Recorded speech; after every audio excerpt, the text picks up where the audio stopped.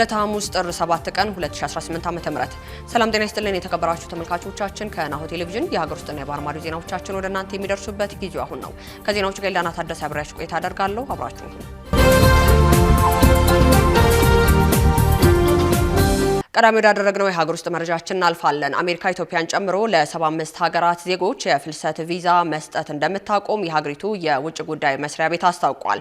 እነዚህ ሀገራት ዜጎች በህጋዊ መንገድ ወደ አሜሪካ እንዲገቡ የሚፈቅደው የቪዛ አሰጣጥ የሚቋረጠው ውሳኔ ከሚቀጥለው ሳምንት ሮብ ጥር 13 ቀን 2018 ዓ.ም ጀምሮ ተግባራዊ ይደረጋል። ውሳኔው የሚመለከተው በአሜሪካ የሚገኙ ዜጎች ተቀባይነት በሌለው መጠን ከመንግስት ድጎማ የሚቀበሉ ሀገራት እንደሆነ ማርኮ ሩቢዮ የሚመሩት የአሜሪካ የውጭ ጉዳይ መስሪያ ቤት ገልጿል። መስሪያ ቤቱ በኤክስ ገጹ በኩል ባሰራጨው አጭር ማብራሪያ ሶማሌና ኤርትራ እገዳውን ከሚመለከታቸው ሀገራት መካከል እንደተከተቱም በምሳሌነት ጠቅሷል። የቪዛ ክልከላው አዲስ ስደተኞች ከአሜሪካ ህዝብ ሀብት እንደማይበዘብሩ ሀገሪቱ እስክታረጋግጥ ድረስ የሚቆይ ነውም ተብሏል። ፕሬዚዳንት ዶናልድ ትራምፕ አስተዳደር ውሳኔ በአሜሪካ ቤተሰብ ወይንም ደግሞ እጮኛ ላላቸውና የስራ ዕድል ላገኙ የሌሎች ሀገር ዜጎች ይሰጥ የነበረው የቪዛ አይነትን ያካትታል። ከኢትዮጵያ ጎረቤቶች መካከል ከኬንያ እና ጅቡቲ በስተቀር የኤርትራ፣ ሱዳን፣ ደቡብ ሱዳንና ሶማሊያ ዜጎች ወደ አሜሪካ የሚያስገቧቸው የፍልሰተኛ ቪዛ ላይ እገዳ ተጥሎባቸዋል። የአሜሪካ የቅርብ አጋር የምትባለው ግብጽ፣ ሁለቱ ኮንጎዎች፣ ናይጄሪያ፣ ሩዋንዳ ክልከላው ተግባራዊ ከሚደረግባቸው 75 ሀገራት መካከል ተካተዋል። በሁለተኛ የአሜሪካ ፕሬዝዳንት የስልጣን ዘመናቸው ወደ ዋይት ሀውስ ከተመለሱ አንድ ዓመት ሊሞላቸው የተቃረቡት ትራምፕ እና ቀኝ ዘመን ባለስልጣናት ወደ ዩናይትድ ስቴትስ የሚደረገው ፍልሰተኞችን ለመክታት መሰል እርምጃዎችን ሲወስዱ መቆየታቸውም አይዘነጋም። የመድነዋ የምግብና መድኃኒት ባለስልጣን ከ13 ሚሊዮን ብር በላይ የሚያወጡ ጊዜያቸው ያለፈባቸው መድኃኒቶችን ማስወገዱን አስታውቋል። የአዲስ አበባ ምግብና መድኃኒት ባለስልጣን ባለፉት 6 ወራት ባከናወነው የክትትልና ቁጥጥር ስራ መጠቀሚያ ጊዜያቸው ያለፈባቸው ከ13.8 ሚሊዮን ብር በላይ ግምት ያላቸው መድኃኒቶችን ማስወገዱን ገልጿል። የባለስልጣኑ የጤና ተቋማትና ባለሙያዎች ቁጥጥር ዳይሬክተር ትናንት ጥር 5 ቀን 2018 ዓ.ም የበጀት ዓመቱን የግማሽ ዓመት የስራ አፈጻጸም ግምገማ አካሂዷል። በግምገማ ወቅት የዳይሬክተሮች ዳይሬክተር አቶ ገልገሎ ኦልጅራ እንደገለጹትም በ6 ወራት ውስጥ 113 የጤና ተቋማትና 709 የመድኃኒት ቸርቸር ድርጅቶች ላይ የክትትል ስራ ተከናውኗል። አቶ ገልገሎ በቁጥጥር ስራው 13 ሚሊዮን 894,479 ብር ከ51 ሳንቲም የሚያወጣ ጊዜ ያለፈባቸው መድኃኒቶች መወገድ የቻለ ሲሆን 8988 የጤና ባለሙያዎች ላይ የክትትልና የቁጥጥር ስራ መከናወኑን እንዲሁም ደግሞ የህግና አሰራር ጥሰት በተገኘባቸው 158 የጤና ተቋማት ላይ የተለያዩ እርምጃ መውሰዱን ገልጿል። በግምገማ መድረኩ ላይ የባለስልጣኑ የቅርንጫፍ ጽህፈት ቤቶች ዳይሬክተሮች የራሳቸውን የስራ አፈጻጸም ያቀረቡ ሲሆን በውይይቱ ላይ ሰፊ ውይይት ከተደረገ በኋላ ለቀጣዮቹ 6 ወራት የትኩረት አቅጣጫ አስቀምጧል። ኢትዮጵያና የዓለም ባንክ በከተሞች ኑሮ ሁኔታዎችን ለማሻሻልና የወጣቶችን የስራ ዕድል ፈጠራ ለመደገፍ የ$250 ሚሊዮን ስምምነት ተፈራርመዋል። ኢትዮጵያና የዓለም ባንክ በከተሞች መሰረተ ልማት ሴፍቲኔትና ለስራ ዕድል ፈጠራ ፕሮጀክት የሚውል የ$250 ሚሊዮን ተጨማሪ የገንዘብ ድጋፍ ስምምነት መፈራረማቸው ታውቋል። ስምምነቱ በገንዘብ ሚኒስቴር ዴታ ወይዘሮ ሰመሬታ ሰዋሰውና በኢትዮጵያ፣ ኤርትራ፣ ሱዳንና ደቡብ ሱዳን የዓለም ባንክ ዲቪዥን ዳይሬክተር ማራሜዊ ሳልማን መካከል በበይነ መረብ አማካኝነት ተፈራርመዋል። እንደ ሚኒስቴሯ ገለጻ የገንዘብ ድጋፉ አነስተኛ ገቢ ያላቸው የከተማዋ ነዋሪዎች የገንዘብ አቅም ለማሻሻል እንዲሁም ወጣቶችና ሴቶችን በስራ በገበያ ውስጥ ያላቸውን ተሳትፎ ለማሳደግ ያለመ ነው። ፕሮጀክቱ በዋናነት በከፍተኛ የሰው ኃይል የሚጠበቀውን የህዝብ የስራ ዕድል ለመፍጠር ተጋላጭ ለሆኑ የከተማ ነዋሪዎች የኑሮ ማሻሻያ ድጋፍ ለመስጠትና ከሀገር አቀፍ የስራ ዕድል ፈጠራ እቅድ ጋር የተመጣጠነ የወጣቶች የስራ ስምሪት መርሃ ግብር ለመተግበር ያለመ መሆኑ ተመላክቷል። በተጨማሪም ፕሮጀክቱ በተመረጡ አካባቢዎች ለሚገኙ ስደተኞችና ስደተኞችን ለተቀበሉ ማህበረሰብ ድጋፍ ያደረጋልም ተብሏል። ከዚህ ባለፈ የታለመ የጥሬ ገንዘብ ድጋፍና መልሶ የማቋቋም አገልግሎትን በመስጠት የማህበረሰቡን ድጋፍ ስርዓትን ለማጠናከርና ማህበራዊና ኢኮኖሚያዊን የማቋቋም አቅም ለመገንባት እንደሚሰራም ተጠቁሟል።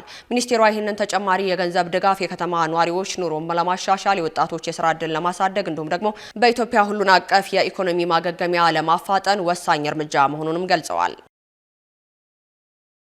ካሽጎ በየትኛውም ዓለም ሆነው በማንኛውም ሰዓት ለወገኑ የሚደርሱበት ፈጣን የገንዘብ መላኪያ ተከፈተሎ። ማስተርና ቪዛ ካርዶን በመጠቀም ከ5 እስከ $20,000 የሚልኩበት አዲስ የገንዘብ መላኪያ መንገድ። ካሽጎን ለየት የሚያደርገው የትኛውም የገንዘብ ዝውውር በፍጥነት አገልግሎት ከመስጠቱም ባሻገር ለማንኛውም አገልግሎት ምንም አይነት ክፍያ አለመጠየቁ ነው። በአገራችን ታሪክ ገንዘብን ከውጪ ወደ ሀገር ቤት በማስተላለፍ በመተግበሪያ መልክ አገልግሎት መስጠት የጀመረው የመጀመሪያው ሀገር በቀል የገንዘብ መላኪያ ዘዴ ካሽጎ ከ4500 በላይ ባሉ የባንክ ቅርንጫፎች አገልግሎት እየሰጠ ይገኛል። ገንዘቦን በሰኮንዶች ልዩነት ውስጥ ይፈልጉ በአካውንቶ ወይንም በእጆ ቆጥረው የሚወስዱበት ልዩ ዘዴ። በቅርቡ ሁሉንም ኢትዮጵያዊ ባለቤት ለማድረግ ጉዞ የጀመረው ካሽጎ ዛሬውኑ መተግበሪያውን በስልኮ ላይ በመጫን የአገልግሎቱ ተጠቃሚ ሆኑ። ፍጥነት መለያችን፣ ኢትዮጵያን መክፈቻችን፣ ካሽጎ ነው መላኪያችን። ካሽጎ የአዲሱ ትውልድ ብራንድ። እነሆ የምስራች! የ10 አየር መንገድ የበረራ ትኬት ለውድ ደንበኞቹ በተቀላጠፈና አስተማማኝ በሆነ መንገድ እያቀረበ ያለው። በዚህም በደንበኞቹ የተመሰገነው ጉዞጎ አሁን ደግሞ ተደራሽነቱን በማስፋት ተጨማሪ ባንኮችን በማካተት ለውድ ደንበኞቹ የበለጠ አስተማማኝ ለመሆን ችሏል። የጉዞጎን አፕሊኬሽን ከአፕ ስቶር ወይም ከፕላይ ስቶር በማውረድ የመነሻና የመድረሻ ከተማዎትን መርጠው ዋጋ አወዳድረው የሀገር ውስጥም ሆነ ዓለም አቀፍ በረራ ማድረግ ካሰቡ የበረራ ትኬቶን ክፍያ በአቅራቢያው በሚገኙ ባንኮች አንድም በአካል በመሄድ ወይም በኦንላይን የክፍያ አማራጮች ክፍያዎትን በመፈጸም የበረራ ትኬቶን በእጅ ያስገቡ። ከዚህም በተጨማሪ እንደ ሁል ጊዜው ወደ ጉዞጎ የጥሪ ማዕከላችን 7473 በመደወል ከሙሉ የበረራ መረጃ ጋር የ24 ሰዓት የትኬት አገልግሎት ማግኘት እንደሚችሉ ስናበስሮ በታላቅ ደስታ ነው። ለበረራዎ ጉዞጎ።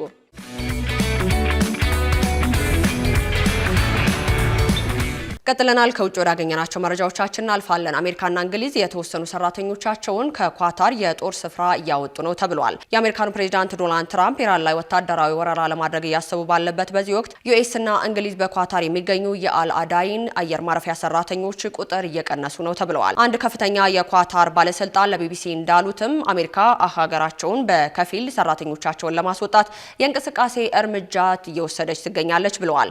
በተመሳሳይ አንድ የዩናይትድ ኪንግደም ወታደር ሰራተኞች እየቀነሱ መሆናቸውን ባለስልጣኑን ጠቅሶ ቢቢሲ ዘግቧል። የኳታር መንግስት መግለጫ በዩናይትድ ስቴትስ እየተወሰደ ያለው እርምጃ ለአሁናዊ ቀጠናዊ ውጥረት ምላሽ ነው ብለውታል። የኢራን የውጭ ጉዳይ መስሪያ ቤት በቴህራን የሚገኘውን የብሪታንያ ኤምባሲ ለጊዜው መዝጋቱንም አስታውቋል። በዱሃ የሚገኘው የአሜሪካ ኤምባሲ ሰራተኞች ጥንቃቄ እንዲያደርጉና ወደ አልአዳይን አየር ማረፊያ የሚያደርጉትን አስፈላጊ ያልሆነ ጉዞ እንዲገድቡ መስሪያ ቤቱ አሳስቧል። በዚህ ውጥረት የተነሳ ኢራን ከዛሬ ማለዳ ጀምሮ ወደ ሁለቱ ሀገራት የሚደረጉ በረራዎችን ሙሉ በሙሉ በሚባል ደረጃ ዝግ ማድረጓን የአሜሪካ ፌዴራል አቪዬሽን አስተዳደር በድረገጹ ባወጣው መግለጫ ላይ አስታውቋል። የመብት ተሟጋች ድርጅቶች እንደሚሉት በቅርቡ የኢራን ባለስልጣን በወሰዱት የኃይል እርምጃ ከ2400 በላይ ጸረ መንግስት ተቃዋሚዎች ተገለዋል። የዩናይትድ ኪንግደም የመከላከያ ሚኒስቴር ቃል አቀባይ የዩናይትድ ኪንግደም ሰራተኞች በአሰራር ደህንነት ምክንያት እየተወሰዱ ነው በሚል ዘገባ ላይ አስተያየታቸውን ከመስጠት ተቆጥበዋል። በመጨረሻም ኢራንና አሜሪካ ለጦርነት እየተገባበዙ ነው ተባለ። በኢራን በተቃውሞ በቀጠለበት በዚህ ወቅት ኢራንና አሜሪካ ለጦርነት ዝግጁ መሆናቸውን ፍንጭ እየተሰጠ ነው ተብሏል። የኢራን ተቃውሞ የተጀመረው በምንዛሬ መናርና በኑሮ ውድነት መሆኑን አልጀዝራ በዘገባው አስነብቧል።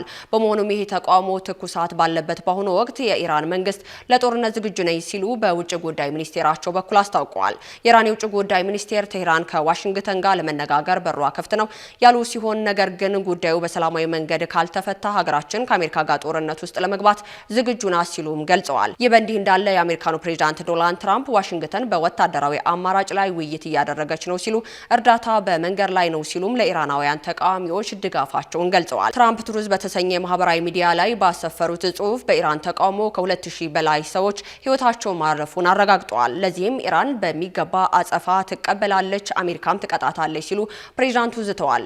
የኢራን የገንዘብ ሚኒስትር ዛሬ መውደቅና የኢኮኖሚ አስተዳደር ቀውሱን ያስከተለው ተቃውሞ የኢራኑን ጠቅላይ መሪ አያቶላ አሊ ካሚሊን ስልጣን ስጋት ላይ ጥሏልም ተብሏል።